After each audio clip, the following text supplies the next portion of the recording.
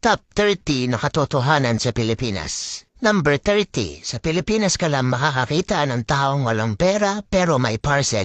Number 29, sa Pilipinas ka lang makakakita na ang mga tao na tumatanda ay lalong nagmumukhang pera. Number 28, sa Pilipinas ka lang makakakita na friends lang daw pero ang convo ay may good morning at wag papagutom. Number 27, sa Pilipinas ka lang makakakita ng mga bata nagbibigay ng cake at flowers sa nanay kapag Mother's Day pero kinabukasan ay hindi na mautusan. Number 26, sa Pilipinas ka lang makakakita ng taong palusumbong sa boss para lang ma-promote sa trabaho.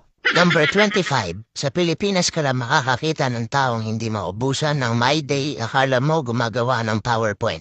Number 24, sa Pilipinas ka lang makakakita ng taong huling beses kinilig ay nung nahawakan niya yung extension wire sa bahay. Number 23, sa Pilipinas ka lang makakakita ng taong matanda na pero nalilito pa rin sa mechado, afritada, menudo at kaldereta. Number 22, sa Pilipinas ka lang makakakita na kukuha ka ng valid ID pero hahanapan ka muna ng dalawang valid ID. Number 21, sa Pilipinas ka lang makakakita ng mga taong nahihilo kapag walang pang-cashing. Number 20, sa Pilipinas ka lang makakakita ng kapitbahay na mas alam pa ang buhay mo kaysa sayo.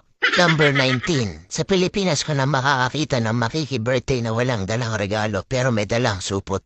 Number 18, sa Pilipinas ka lang makakakita ng walang trabaho pero araw-araw lasing. Number 17, sa Pilipinas ka lang makakakita ng tao na uupo sa dulo ng jeep tapos ipapabot ang bayad. Number 16, sa Pilipinas ka lang makakakita ng taong maamo kapag nangungutang pero galit pag siningil. Number 15, sa Pilipinas ka lang makakakita ng taong naglagay ng hardworking sa resume pero tinatamad pumasok kapag Lunes. Number 14, sa Pilipinas ka lang makakakita na pag ang tropa nila ay nadapa imbis na tulungan ay tatawanan pa nila. Number 13, sa Pilipinas ka lang makakakita na ang mga tao ay madalas magpasarin sa social media pero kapag pinatulan mo ay autoblock ka na sa kanya. Number 12, sa Pilipinas ka lang makakakita ng mga tao na nagsisiraan pero nagbabanding. Number 11, sa Pilipinas ka lang makakakita ng mga babaeng nagpipils kahit nasa abroad ang estero. Number 10, sa Pilipinas ka lang makakakita na hindi kompleto ang childhood mo kung hindi mo naranasan mahulog sa kanal.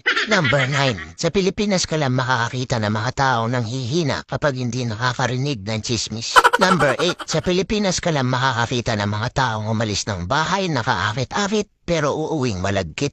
Number 7, sa Pilipinas ka lang makakakita ng taong nakapamewang kapag tumitikim ng niluluto. Number 6, sa Pilipinas ka lang makakakita ng mga taong nagmumove on kahit hindi naman naging sila. Number 5, sa Pilipinas ka lang makakakita ng mga bahay na nagiging oven kapag tanghali. Number 4, sa Pilipinas ka lang makakakita na pagbuntis ay chichismis pero pagbinyag ay nakikikain. Number 3, sa Pilipinas ka lang makakakita na may mga taong sinasabawan ang pansit canton. Number 2, sa Pilipinas ka lang makakakita ng mga taong nagsasabi na on the way na pero ang totoo ay kakagising pa lang. Number 1, sa Pilipinas ka lang makakakita na dahil sobrang init pati wallet walang laman tuyong-tuyo.